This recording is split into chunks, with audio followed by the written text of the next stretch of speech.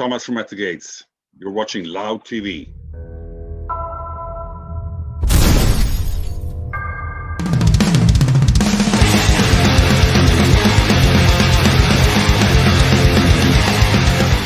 Wow, it's it's 30 years since we formed the band. The band hasn't been active for all those 30 years, so it's not as long a journey. But of course, everybody were active in the hiatus of the band with other projects.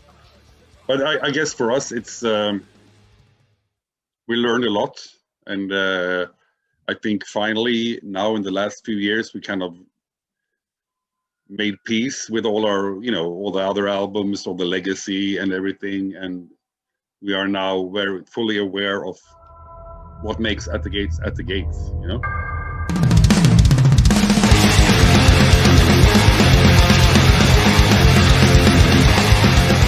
But I guess the nightmare is more what we call like a metaphor, of course. The nightmare of being the metaphor for the torment of life, basically, And To Drink for the Night itself was more a metaphor describing the creative process of an artist, like when the music or art that you do speak through you indulge in the night a little bit. But then at the end of the touring cycle, I started this journey, like this reading journey and philosophical journey, and I talked to Jonas that I really wanted to make a really full and rich and deep record, a lot of dark introspective stuff going on in the lyrics, and was he up for that? And then we started writing, and all of a sudden we find ourselves very inspired and very deep down in the process, so to say. For us, doing this album, we realized how big of a project it would be. It was like this amazing journey with all these different guest musicians and different orchestrations of parts and stuff.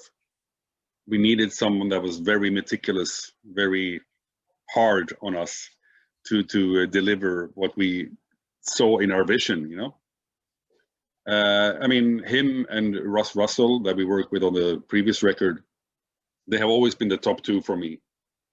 And this time we knew that we needed to record everything in Sweden because a lot of the guest musicians were here. So the natural choice was to go with someone that we were 100% sure would deliver the final result that we were after. Being more intrigued by the philosophy of horror, I guess, and collaborated with a lot of other writers to come up with this idea of horror as a philosophy and how it connects to the idea of pessimism. And that's when I got intrigued, to find these borders of the human comprehension, and that, we as humans try to invent these defense mechanisms to cope with everyday struggles, like religion and so on. So pessimism for me wasn't really a bleak outlook on life. It's actually more a way to survive a little bit more as a human, to live with open eyes. Because we're the only species on the planet that are conscious about our own mortality, and that's the kind of fear that constantly drives the human race. And I was very intrigued by these concepts.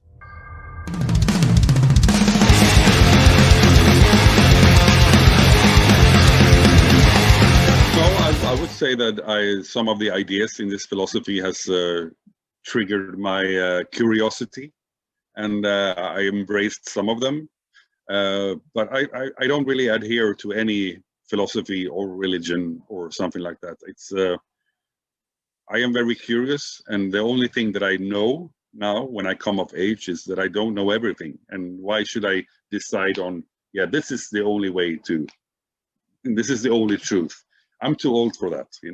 I know that no one will ever come up with the one truth.